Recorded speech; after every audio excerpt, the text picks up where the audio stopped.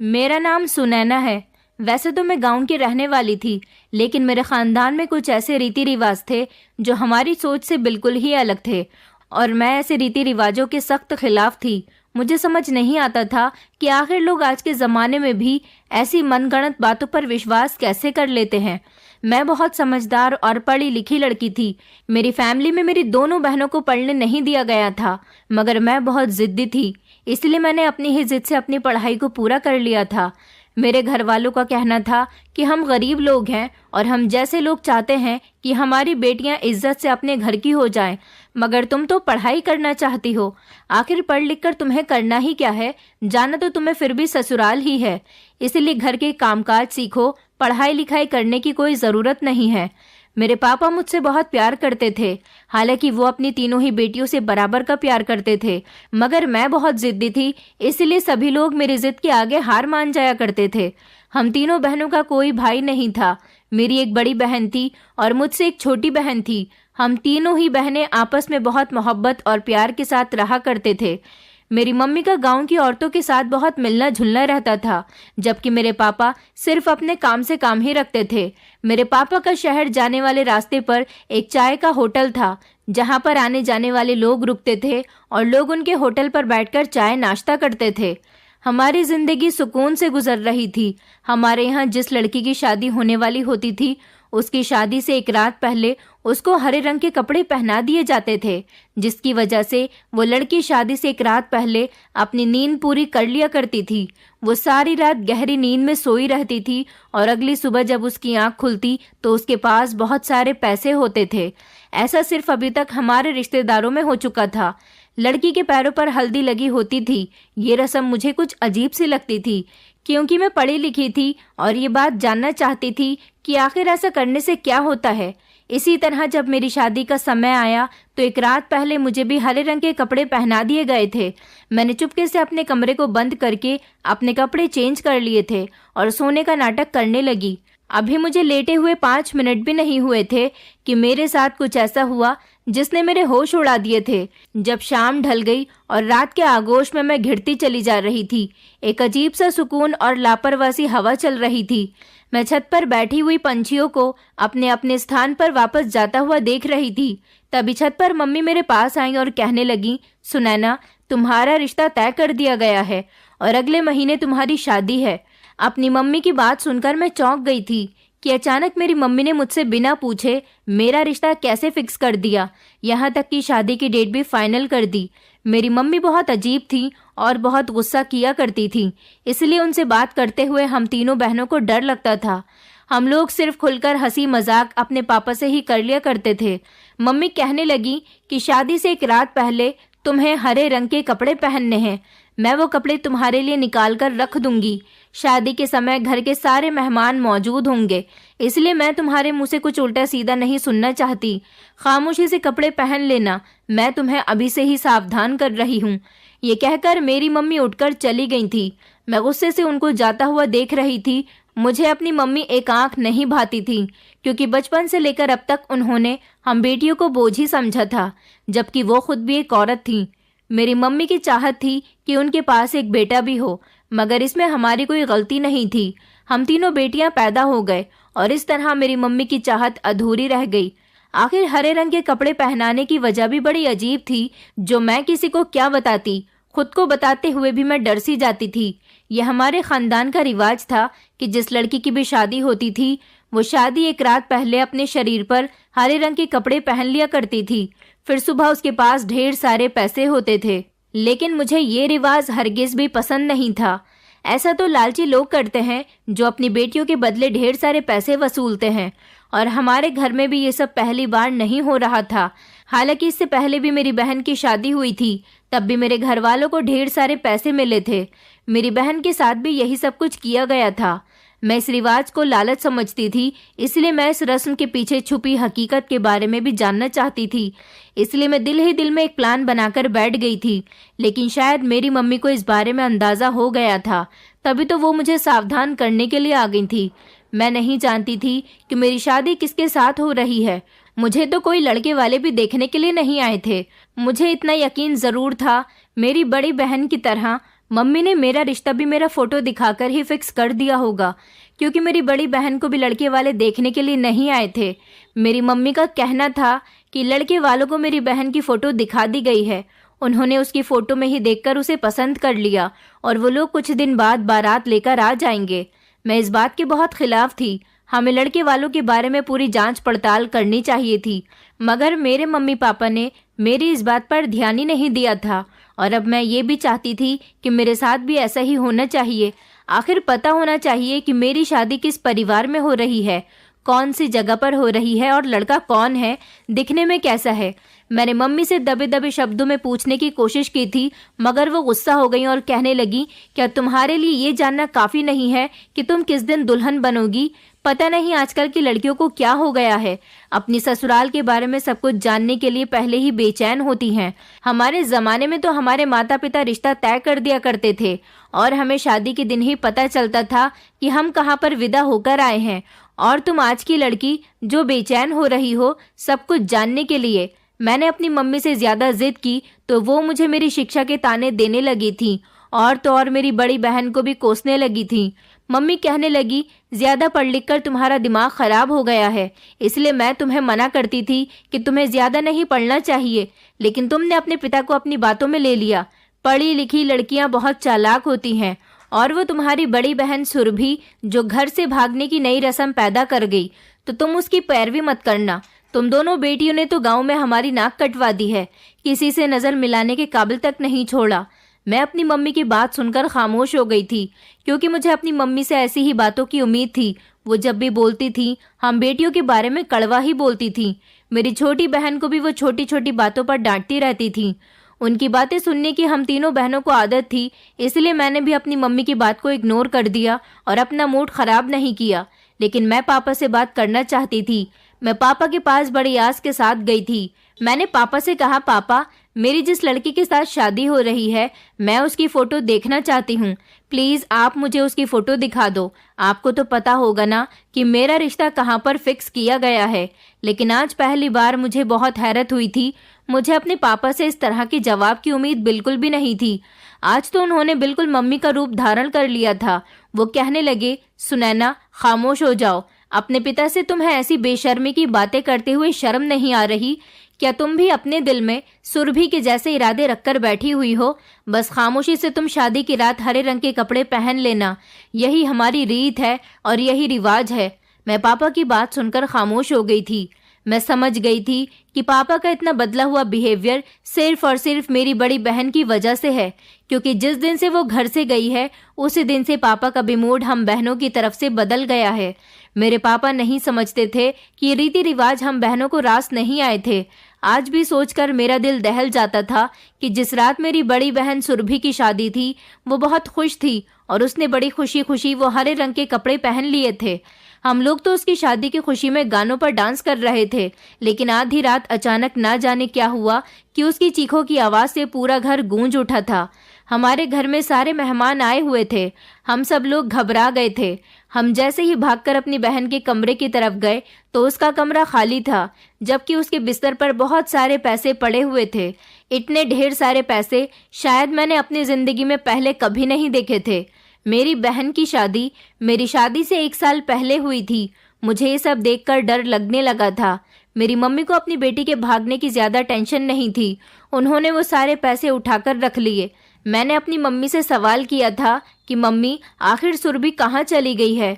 मेरी मम्मी ने कहा कि तुम्हारी बहन घर छोड़कर भाग गई है।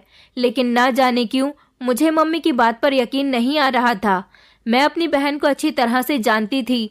वो बहुत मासूम और सीधी थी। उसका किसी लड़के के साथ रिश्ता नहीं था, तो फिर वो किसके साथ भाग सकती थी? अगर उसका किसी लड़के के साथ रिश्ता होता तो वो मुझे ज़रूर बताती। मैं अपनी मम्मी की बात सुनकर डर गई थी, क्योंकि मेरी मम्मी हमेशा गुस्से में रहती थी। जब सारे मेहमान अपने अपने घरों को वापस चले गए तो मैंने फिर से अपनी मम्मी से सवाल किया था, मम्मी, सुरभि आखिर कहाँ चली गई है और वो किसके साथ गई है? तो मम्मी ने फिर कहा कि तुम खामोश रहो। तुम्हें बताया है ना कि तुम्हारी बहन घर से भाग गई है। क्या पता किसके साथ गई है। जाते जाते हमारे मुंह पर कालिक मल गई। सारे गांव वाले कहते हैं कि मैंने उसकी अच्छी परवरिश नहीं की, इसलिए तुम्हारी बहन मेरी नाक कटवा कर चली गई। मेरी मम्मी हर बार अपनी बेटी पर इल्जाम लगा रही थी। मैं अपनी बहन को अच्छी तरह से जानती थी।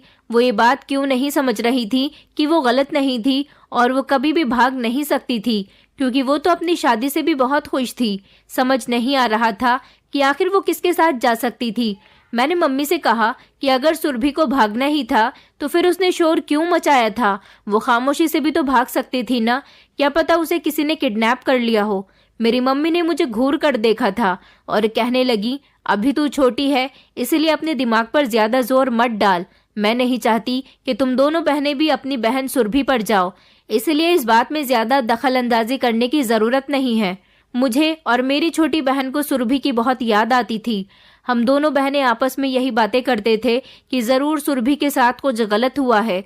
वो इतनी आसानी से कैसे जा सकती है? मैं छुप छुप कर सुरभि के लिए रोती थी, मगर वो तो ऐसी बेवफा निकली कि उसने कभी पलटकर हम लोगों की तरफ देखा ही नहीं। मेरे दिल से मेरी बहन का गम नहीं जाता था। मैंने सोच रखा था कि मैं अपनी बहन को ढूंढ कर ही रहूंगी। मैंने गांव में अपनी मम्मी से बाजार जाने के बहाने कई बार अपनी बहन को तलाश किया था, मगर सुरभि मुझे कहीं भी नजर नहीं आई थी। मैं और कहीं तो नहीं जा सकती थी और मेरी समझ भी नहीं आ रहा था कि मैं अपनी बहन को किस तरह से तलाश करूं। इसी तरह से 1 साल गुजर गया था, मगर मेरी बहन का कुछ पता नहीं चला था। हमारे पड़ोस में एक लड़का रहता था, वो पुलिस ऑफिसर था। मैंने अपनी मम्मी के मोबाइल से चुपके से उसे SMS सेंड किया था। मैंने उसको अपनी शादी के बारे में बता दिया था। गौतम 1 महीने पहले ही हमारे पड़ोस में शिफ्ट हुआ था। जब मुझे पता चला कि वो एक पुलिस ऑफिसर है, तो मैंने एक दिन अपनी मम्मी से छुपकर उसके घर चली गई थी। मैंने उसे उसका मोबाइल नंबर लिया था और उससे हेल्प मांगी थी कि वो मुझे मेरी गुमशुदा बहन से मिलवा दे और मेरी बहन को कहीं ना कहीं से तलाश करने की कोशिश करे, क्योंकि वो पुलिस ऑफिसर था और वो इस काम को आसानी से कर सकता था। वो मेरी मदद करने के लिए तैयार हो गया था। वो एक नरम दिल और एक अच्छा इंसान था। मेरी शादी में भी अभी 1 महीना था। धीरे धीरे हम दोनों के बीच बातचीत होने लगी थी, क्योंकि मैं चोरी चुपके उसके घर चली जाया करती थी और मुझे उससे कोई काम होता तो मैं उसे मम्मी के मोबाइल से चुपके से SMS सेंड कर दिया करती थी। लेकिन इस दौरान वो मुझे अच्छा लगने लगा था। मैं मन ही मन उसको चाहने लगी थी। मैंने अपनी शादी से 1 हफ्ता पहले उससे अपनी मोहब्बत का इजहार भी कर दिया था। उसने भी मुझे फौरन ही जवाब दे दिया था कि वो भी मुझसे प्यार करता है।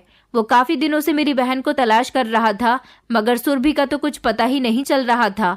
मैं गौतम को अपनी शादी के बारे में बताने के बाद बेफिक्र हो गई थी। मुझे उम्मीद थी कि बाकी का मामला वो संभाल लेगा, मगर उसके रिप्लाई ने तो मेरे होश उड़ा दिए थे। शादी से 1 हफ्ते पहले उसने मुझसे कहा था कि तुम अपने पेरेंट्स का कहना मान लो और उनके कहने के मुताबिक शादी कर लो। तुम्हें अपने पेरेंट्स के फैसले के मुताबिक सर झुका देना चाहिए। मैं उसके मैसेज को बार बार पढ़ रही थी और मेरी आंखों से आंसू निकल रहे थे। अब मेरे पास कोई सॉल्यूशन ही नहीं बचा था, इसलिए मैंने शादी की तैयारी शुरू कर दी थी और मैंने अपनी इस शादी को एक्सेप्ट भी कर लिया था। मैंने अपने लिए कपड़े खरीद लिए थे। एक दिन मेरे घर में कोई भी नहीं था, क्योंकि मम्मी पापा मेरी शादी का इनविटेशन हमारे रिश्तेदारों को देने के लिए शहर गए हुए थे। इसलिए मैं और मेरी छोटी बहन घर पर अकेले थे। तभी अचानक से घर के दरवाजे पर दस्तक हुई। मैंने खिड़की से झांक कर देखा तो एक भिखारी खड़ा हुआ था। मुझे लगा कि उसे पैसे चाहिए होंगे। मैं उसके लिए पैसे निकाल कर ले गई थी। मैंने जैसे ही उसको पैसे दिए तो उसने मेरे हाथ से पैसे नहीं लिए, बल्कि वो तो कहने लगी कि शादी की रात तुम हरे रंग के कपड़े हरगिज मत पहनना, नहीं तो तुम बर्बाद हो जाओगी सुरभि की तरह। इतना कहकर वो भिखारी हमारे घर से चला गया था। मैं उसे आवाज देती रह गई थी, मगर उसने मेरी आवाज नहीं सुनी थी। मैं उसकी बात से बहुत घबरा गई थी, इसलिए घर का दरवाजा जल्दी से बंद करके अपनी बहन के गले लग गई थी। मेरी बहन भी मुझे देखकर परेशान हो गई और पूछने लगी, दीदी क्या हो गया है? मैंने उसको उस भिखारी की बात बताई तो वो कहने लगी, दीदी ये भिखारी तो पैसे लेने के लिए ऐसा ही कहते हैं। लेकिन फिर भी मैं सारा दिन उसकी बात से परेशान रही थी। रात को फिर से जब मैं सोने के लिए लेट गई तो मुझे वो भिखारी याद आ रहा था। उसकी बातों से तो मेरा शरीर थर थर कांप रहा था। उस भिखारी में कुछ ऐसा जरूर था जिसने मुझे चौंका दिया था। आखिर क्या था ये मैं याद नहीं कर पा रही थी, लेकिन उसके शब्द अभी तक मेरे दिमाग में घूम रहे थे। वो कौन था और गुंजन और सुरभि को कैसे जानता था? गुंजन मेरी बुआ की बेटी थी और उसकी शादी भी इसी तरीके से हरे रंग के कपड़े पहनने के बाद ही हुई थी। उसकी शादी को 3 महीने गुजर गए थे, मगर अभी तक वो अपने मायके नहीं आई थी। हमारे खानदान में जितनी भी लड़कियों की शादी होती थी वो अपनी ससुराल जाने के बाद मायके में कभी पलटकर नहीं आती थी। हर लड़की रात में हरे रंग के कपड़े पहनती और सुबह विदा होकर अपनी ससुराल चली जाती थी, लेकिन फिर उनका कोई अता पता ही नहीं मिलता था। वो कहाँ रहती, कहाँ जाती, उनकी कोई खबर किसी को होती ही नहीं थी और ना ही उनके मायके वाले इस बारे में कोई जानकारी लिया करते थे। हमारे खानदान वाले तो बेटियों को विदा करने के बाद उन्हें उनके हाल पर छोड़ दिया करते थे। मैं अपनी मम्मी से पूछती तो वो कहती कि ये सब कुछ इन हरे रंग के कपड़ों का कमाल होता है। मैंने ठान लिया था कि मैं इन हरे रंग के कपड़ों का सच जानकर ही रहूंगी, मगर जब मेरे लिए वो समय आ गया तो मेरे हौसले दम तोड़ने लगे थे। अभी भी बहुत सी ऐसी बातें थीं जिनके बारे में मुझे पता लगाना था। मैंने खामोश रहने का फैसला किया था और मैं खामोशी से अपनी शादी की तैयारी करती चली जा रही थी। मम्मी और पापा मेरी तरफ से दोनों ही बेफिक्र हो गए थे। अब वो अपने कामों में बिजी हो गए थे। मेरे पापा हर रोज अपने चाय के होटल पर जाते थे। मम्मी पापा के घर से निकलते ही घर के कामकाज में बिजी हो जाती थी। हमारे घर के हालात बहुत खराब थे, लेकिन जिस दिन से मेरी बहन घर से गई थी उसके बिस्तर से हमें ढेर सारे पैसे मिले थे। तब से ही हमारे घर के हालात बहुत बेहतर हो गए थे। हमारे घर में एक से एक अच्छी चीज आ गई थी। आज दोपहर के टाइम पर मेरी मम्मी सो रही थी तो मैंने घर से बाहर निकलने का फैसला कर लिया था ताकि मुझे उस दिन वाला भिखारी मिल जाए, मगर वो मुझे कहीं नहीं मिला था। मैंने उसे पूरे मोहल्ले में तलाश कर लिया था। मैं बहुत देर तक गली मोहल्ले में उसे ढूंढ ढूंढ कर परेशान होती रही और फिर मायूस होकर मैं अपने घर लौट आई थी। मैं घर वापस आ रही थी तब अचानक मेरी नज़र गौतम के घर पर पड़ी। मेरे दिल में ख्याल आया कि 4 दिन बाद मेरी शादी है, मुझे एक आखिरी बार गौतम से बात कर लेनी चाहिए। आखिर मुझे भी तो मालूम हो कि उसने अचानक मुझसे नजरें क्यों फेर ली हैं। मैं यही सोचती हुई गौतम के घर के अंदर चली गई थी। मेरी खुशकिस्मती ये थी कि गौतम के घर का दरवाजा खुला हुआ था। मैं दबे दबे कदमों से आगे बढ़ रही थी, तभी अचानक मुझे किसी लड़की की आवाज आई थी। मुझे लगा था कि शायद वो किसी और की मोहब्बत में फंस चुका है, इसलिए मैं वापस अपने घर को आ गई थी, क्योंकि वो मुझ जैसी एक मामूली सी लड़की से शादी करके भी क्या कर सकता था। मेरा दिल बुरी तरह से टूट चुका था। इधर मेरी शादी के फंक्शन शुरू हो गए थे। मेहंदी के बाद संगीत और फिर मेरी विदाई का टाइम भी आ गया था। मैं डर से कांप रही थी जब शादी से 1 दिन पहले मम्मी ने मुझे वो हरे रंग के कपड़े लाकर दे दिए जो हमारे खानदान के हर दुल्हन को पहनाए जाते थे। वो कपड़े उन्होंने मुझे पहनने के लिए कहे थे। मैंने वो कपड़े पहनकर मम्मी को ये जाहिर कर दिया था कि मैं कपड़े पहन चुकी हूँ, लेकिन मम्मी के जाते ही जब सब लोग अपने अपने कमरे में चले गए तो मैंने खामोशी से कपड़े चेंज कर लिए और वो हरे रंग के मम्मी के दिए हुए कपड़े मैंने अलमारी में छुपा दिए थे। और जो मैं हरे रंग के कपड़े पहले ही मार्केट से लेकर आई थी मैंने उनको पहन लिया था।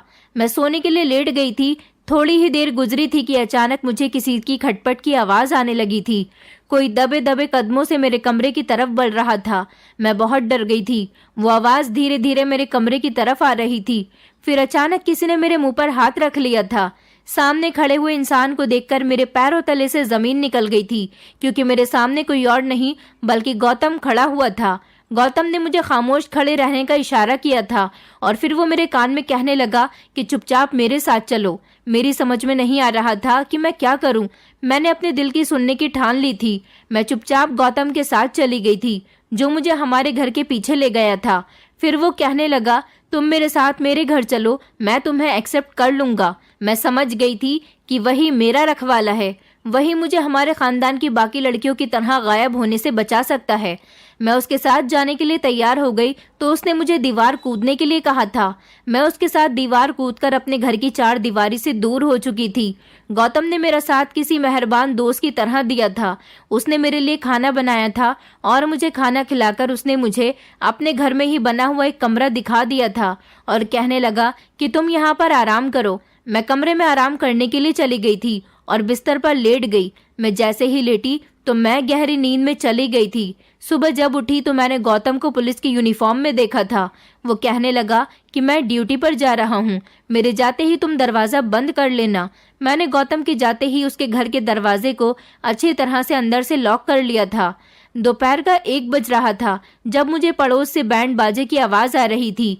मैं बड़ी हैरान हुई थी कि आज किसकी शादी है। 2 घंटे के बाद वो बारात बड़ी धूमधाम के साथ वापस लौट गई थी। फिलहाल मैंने इग्नोर कर दिया था और मैं गौतम के घर की सफाई करने के बाद किचन में ठंडा पानी पीने के लिए गई थी कि किसी ने पीछे से आकर मेरे मुंह पर रुमाल रख दिया था, जिसमें शायद नशे की दवाई मिली हुई थी। उसे सूंघकर मैं बेहोश हो गई थी। फिर जब मेरी आंख खुली तो मैंने खुद को एक टूटे फूटे घर में पाया था। मैंने आंखें खोलकर इधर उधर देखने की कोशिश की थी। वो बहुत अजीब सा और छोटा सा कमरा था। जमीन भी कच्ची थी और बाहर से छोटे छोटे बच्चों के रोने की आवाज आ रही थी। मेरा सर बहुत घूम रहा था, लेकिन मैं फिर भी उठकर बैठ गई थी। मैंने सोचा कि मैं बाहर जाकर तो देखूं कि आखिर मैं कहाँ आ गई हूँ। मैं जैसे ही बाहर गई तो बाहर 3 जवान लड़कियां बैठी हुई थी। वो तीनों ही मुझे देखकर मुंह सिकोड़ने लगी थी। तभी घर की तरफ से एक औरत निकल कर आई थी। वो मुझे देखकर कहने लगी, हमारे घर इतनी देर तक सोते रहने का रिवाज नहीं है, तुम अपने चाल चलन सीधे कर लो। मैं तो उस औरत की बात सुनकर हैरान रह गई थी। मैंने उससे कहा कि आखिर आप कौन हो और मैं इधर क्या कर रही हूँ? ये किसका घर है? मैं कहाँ पर आ गई हूँ? मैं उस औरत से तरह तरह के सवाल करने लगी थी। उस औरत ने किसी को आवाज लगाई थी, अरे गजेंद्र, आजा, तेरी पत्नी सोकर उठ गई। पति गजेंद्र की? मैं तो ये बात सुनकर हैरान रह गई थी। मेरी तो शादी ही नहीं हुई थी, बल्कि मुझसे शादी तो गौतम करना चाहता था और वो मुझे अपने घर पर ले गया था। मेरी कुछ समझ नहीं आ रहा था। मैं बार बार यही सब कुछ सोच रही थी जब कोई 55 साल का आदमी छत से उतरकर नीचे आ गया था। वो तीनों जवान लड़कियां उसी की थीं। उसकी सबसे बड़ी बेटी की उम्र 19 साल थी और बाकी दोनों बेटियां उससे 2-2 साल छोटी थीं। वो बहुत काला सा और मोटा सा आदमी था। वो आदमी मुझे देखकर बहुत खुश हुआ था। फिर वो अपनी माँ की तरफ देखकर कहने लगा कि हमारी शादी का बंदोबस्त किया जाए। अब मैं बर्दाश्त नहीं कर सकती थी। मैं चिल्लाने लगी थी कि कौन हो तुम लोग और मुझे यहाँ पर क्यों लाया गया है? मैंने उनसे कहा कि मैं जानती हूँ तुम लोगों ने मुझे गौतम के घर से किडनैप किया है। वो तुम लोगों को छोड़ेगा नहीं।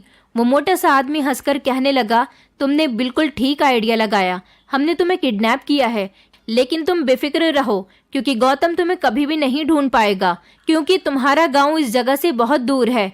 अब तुम्हारी भलाई इसी में होगी कि तुम खामोशी से मेरे साथ शादी कर लो, नहीं तो इस घर में तुम्हें खाना तक नहीं दिया जाएगा और फिर भूख से बिलक बिलक कर तुम मर जाओगी। मरने से अच्छा है कि तुम खामोशी से शादी कर लो, यही तुम्हारे लिए बेहतर होगा। मैं उस आदमी की कड़ाकेदार आवाज से डरकर रोने लगी थी। मैं समझ गई थी कि यहाँ से बाहर निकलना मेरे बस में नहीं है, इसलिए मैंने खामोशी से गजेंद्र का कहना मान लिया था। इसी तरह मेरी शादी गजेंद्र के साथ हो गई थी और मैं कम उम्र की लड़की उसकी जवान बेटियों की माँ बन गई थी। मेरी अनचाही सास तो घर का कोई भी काम नहीं करती थी। उसने घर का सारा काम मेरे हवाले कर दिया था कि अब किडनैप करके लाई गई बहू ही घर का सारा काम किया करेगी। मैंने सब कुछ बर्दाश्त करना सीख लिया था और खुद को इस घर के माहौल में ढाल लिया था। ये भी मेरे ही गांव की तरह एक गांव था, मगर ये बहुत पुराना गांव लग रहा था। यहाँ पर तो गैस का चूल्हा भी नहीं था। मिट्टी के चूल्हे पर ही आग जलाकर खाना पकाना पड़ता था। आग जलाते जलाते मेरी आंखें धुएं से फूट जाती थीं। काफी समय तक तो मुझे कुछ भी नजर नहीं आता था। मैं अपनी किस्मत को घंटों बैठकर रोती रहती थी और गजेंद्र की तीनों ही बेटियां मुझे तंग करने में कोई कमी नहीं छोड़ती थीं। गजेंद्र की सबसे बड़ी बेटी मुझसे सिर्फ 2 साल छोटी थी और रिश्ते में मैं उसकी माँ बन गई थी। गजेंद्र की पहली पत्नी मर चुकी थी, इसलिए उसने मुझसे दूसरी शादी की थी। मैं इन तीनों लड़कियों के सारे काम किया करती थी और अपनी सास की भी खूब सेवा करती थी, लेकिन मैंने खुद को हर लम्हा चौकन्ना करके रखा हुआ था। मेरी सास के पास सारा दिन गांव की औरतें आती रहती थीं। उनकी ही वजह से मुझे पता चला था कि मुझे बंगाल के एक छोटे से गांव में लाया गया है, जबकि मेरा घर बंगाल से बहुत दूर था।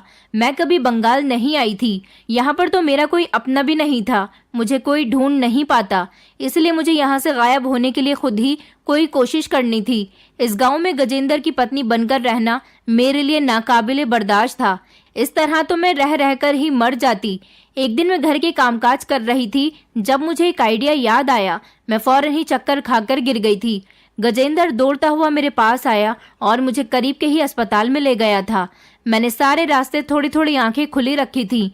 मैं रास्ते को समझने की कोशिश कर रही थी, लेकिन मुझे कुछ समझ नहीं आ रहा था, इसलिए मैंने बेहोश होने का नाटक 2-3 बार किया था। फिर मैंने अपनी सास से कहा था कि आप क्यों घर से बाहर सब्जी लेने के लिए जाती हो? अब आपके आराम करने के दिन आ गए हैं। आप घर की सारी जिम्मेदारी मुझ पर छोड़ दो, मैं घर के सारे काम किया करूंगी और साथ ही साथ आपकी सेवा भी करूंगी। लेकिन वो बुढ़िया भी बड़ी चालाक औरत थी, मुझ पर इतनी जल्दी भरोसा कैसे कर सकती थी। फिर मैंने अपने पति की बेटियों से दोस्ती बढ़ाना शुरू कर दिया। मैंने अपनी मीठी मीठी बातों और उनके हर अत्याचार को बर्दाश्त करके उनके दिलों को जीत लिया था। और मैं गजेंद्र की भी हाँ में हाँ मिलाया करती थी ताकि उसको लगे कि उसकी पत्नी बहुत अच्छी है। घर को मैंने पूरी तरह से संभाल लिया था और इस घर के लोगों का भी दिल जीत लिया था। तब कहीं जाकर इन सबको मुझ पर यकीन हुआ था और मुझे यहाँ पर आए हुए भी 4 महीने गुजर गए थे। मेरी सास ने मुझे घर से बाहर सामान खरीदने की परमिशन दे दी थी। मैं हर रोज रास्ते में ठहरकर किसी न किसी औरत से पूछती रहती थी कि यहाँ का बस अड्डा किधर है, यहाँ से बस अड्डे पर कैसे जाया जाता है। ये सारी इन्फॉर्मेशन इकट्ठी करते करते मुझे पूरा 1 महीना लग गया था और फिर फाइनली मेरी आज़ादी का दिन भी आ गया था। मैंने रोज की तरह जल्दी जल्दी अपने सारे काम निपटाए और अपनी सास को खाना बनाकर दे दिया। गजेंद्र की 3 बेटियों के भी मैंने सारे काम कर दिए थे। मैंने इन सबको खाने में नींद की दवाई मिलाकर दे दी थी। वो सब लोग खाना खाते ही सो गए थे, जबकि गजेंद्र किसी काम से घर से बाहर गया हुआ था। मैंने घर से कुछ पैसे उठा लिए और फिर मैं खामोशी से घर से फरार हो गई थी। अब मुझे सारी इन्फॉर्मेशन मिल चुकी थी, इसलिए मुझे खुद पर बहुत भरोसा था, मगर मेरा डर अभी तक पीछा नहीं छोड़ रहा था। डरते डरते मैं बस अड्डे तक आ गई थी और फिर बस में बैठ गई थी और फिर फाइनली जब बस चली तो मेरी सांस में सांस आई थी। सारा रास्ता इसी तरह से गुजर गया था। मैं अपने गांव पहुंच गई थी। यहाँ आने के बाद मेरी आंखों में खुशी के आंसू आ गए थे। अब मैं कहाँ जाती ये फैसला करना मेरे लिए बहुत मुश्किल हो रहा था, मगर मैं अपनी एक फ्रेंड के घर की तरफ चली गई थी। वो मुझे देखकर शॉक्ड रह गई थी। वो कहने लगी कि तुम कहाँ से आ रही हो, तुम्हारी शादी तो बंगाल में हुई थी और तुम्हारा पति कहाँ पर है। मैंने उससे कहा, तुम्हें कैसे पता कि मेरी शादी बंगाल में हुई थी। तो वो कहने लगी, मैं खुद तुम्हारी शादी वाले दिन तुम्हारे घर गई थी। तुम्हारी बारात जैसे धूमधाम से आई थी उसी तरह से धूमधाम से वापस गई थी। उसकी बात सुनकर तो मैं चौंक गई थी। बंगाल में मेरे साथ जो कुछ हुआ था वो सब कुछ मैंने उसे बता दिया था और मैंने उसे ये भी बताया था कि मैं तो घर से भाग गई थी। मैंने उससे कहा कि मैं तो गौतम के घर थी, पता नहीं मुझे कौन किडनैप करके बंगाल ले गया था। मेरी फ्रेंड कहने लगी, हम इस रात से पर्दा उठाकर ही रहेंगे, इसलिए उसने मुझे कुछ दिनों तक अपने घर में ही छुपाकर रखा हुआ था।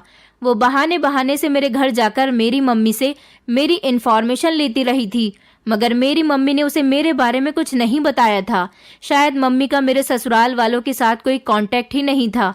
मैंने अपनी फ्रेंड से एडवाइस लेकर गौतम के साथ मिलने का इरादा बनाया था, इसलिए मैंने रात के टाइम जाने का फैसला कर लिया था, क्योंकि मैं नहीं चाहती थी कि मुझे कोई देख ले। इसलिए मैं सबसे छुपती छुपाती हुई गौतम के घर पहुंच गई थी। गौतम के घर का दरवाजा हमेशा खुला ही मिलता था। मैं उसके घर में चली गई थी। मुझे गौतम की किसी से फोन पर बात करने की आवाज आ रही थी। वो तेज तेज बोल रहा था। वो फोन पर किसी से झगड़ा कर रहा था।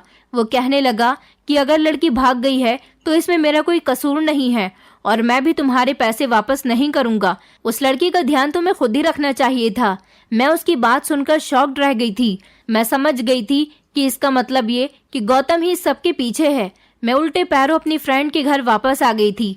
मैंने उसको पूरी बात सुना दी थी तो वो भी काफी परेशान हो गई, मगर हमें समझ नहीं आ रहा था कि क्या किया जाए और किससे मदद मांगी जाए।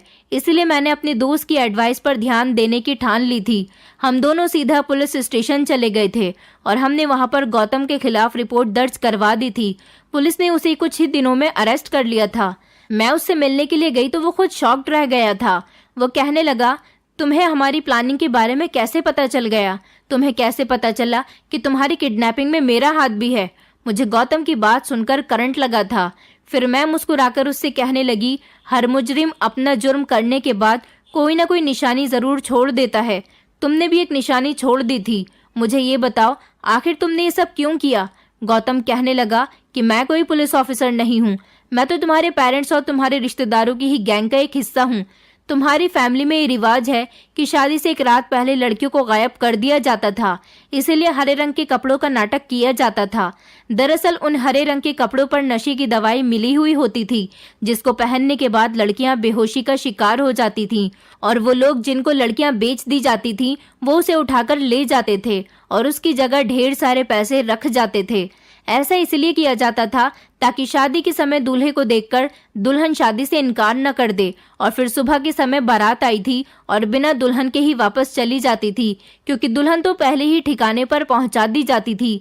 तुम्हारी बड़ी बहन सुरभि ने भी उस रात बहुत चालाकी की थी। उसने वो कपड़े बदल लिए थे और वो बेहोश नहीं हुई थी।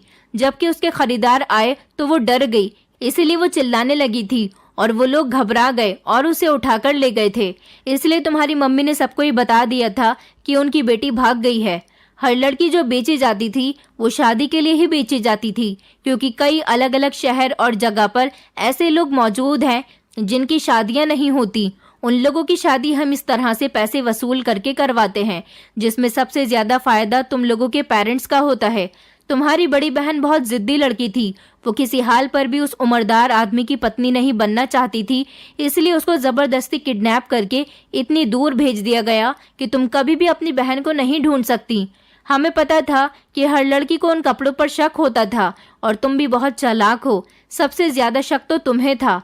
तुम्हारी मम्मी मुझे इस बारे में पहले ही बता चुकी थी, इसलिए मैं तुम्हारे पड़ोस में पुलिस ऑफिसर बनकर आ गया था। और तुम्हारी मम्मी को यह भी पता चल गया था कि तुम मुझे एसएमएस करती हो, इसलिए तुम आसानी से हमारे जाल में फंस गई थी। ऐसी ही बाकी सारी लड़कियां भी मेरी बातों में आ गई थी। मैं किसी के लिए कुछ भी बन जाता था और उनको अपने घर में जगह दे दिया करता था। उसके बाद वो लड़कियां मेरे ही घर से किडनैप हो जाती थीं। तुम्हारी रिश्तेदारी की हर लड़की अपने अपने पति के साथ जिंदगी गुजार रही है। वो सही सलामत है। हालांकि उनके पतियों में कोई ना कोई कमी है, लेकिन तुम दोनों बहनें बहुत चालाक हो। अब मुझे गौतम की पूरी बात समझ आ गई थी कि मेरे माता पिता और मेरे सारे रिश्तेदार भी इस काम में मौजूद थे। मैंने अपने माता पिता और सारे रिश्तेदारों के बारे में पुलिस को बता दिया था और उन सब लोगों को भी अरेस्ट कर लिया गया था। अब मैं अपनी छोटी बहन के साथ ऐसा नहीं होने देना चाहती थी जैसा हम दोनों बहनों के साथ हुआ था, इससे पहले कि वो सब लोग अरेस्ट हो चुके थे। मुझे अपनी मम्मी से इसलिए नफरत थी क्योंकि वो बहुत चालाक औरत थी। उन्होंने कभी भी अपनी बेटियों से मोहब्बत नहीं की थी। मेरे पापा गलत इंसान नहीं थे। वो मम्मी के कहने में आकर ही दौलत के लालच में अंधे हो गए थे, जिस वजह से उन्होंने खामोशी से अपनी बेटियों को किडनैप होने दिया। जितनी भी लड़कियां जबरदस्ती की जिंदगी गुजार रही हैं, पुलिस ने उन सारी लड़कियों से पूछताछ कर ली और इस दौरान मुझे मेरी बहन भी मिल गई। लेकिन मेरी बहन ने अब फैसला कर लिया था कि वो अब इस इंसान की पत्नी है, इसलिए वो उसके साथ ही जिंदगी गुजार रही है। अपनी बहन को इतने सालों बाद देखकर मुझे बहुत खुशी हुई थी, पर मैं अपनी छोटी बहन के साथ इस घर में रह रही हूँ और हम दोनों बहनें अब अपने माता पिता के बगैर अकेले हो गए, क्योंकि उन दोनों को सजा हो चुकी है। हम अपनी जिंदगी खुशी खुशी गुजार रहे हैं। ऐसे माता पिता का हमें कोई फायदा नहीं है जो अपनी बेटियों की जिंदगी अपने ही हाथों से तबाह करते हों। दोस्तों, उम्मीद करती हूँ आपको हमारी कहानी पसंद आई होगी। कहानी पसंद आई है तो वीडियो को लाइक करें, चैनल पर नए हैं तो चैनल को सब्सक्राइब करें और हाँ, नोटिफिकेशन बेल को जरूर दबाएं ताकि अगली अपडेट सबसे पहले आपको मिले।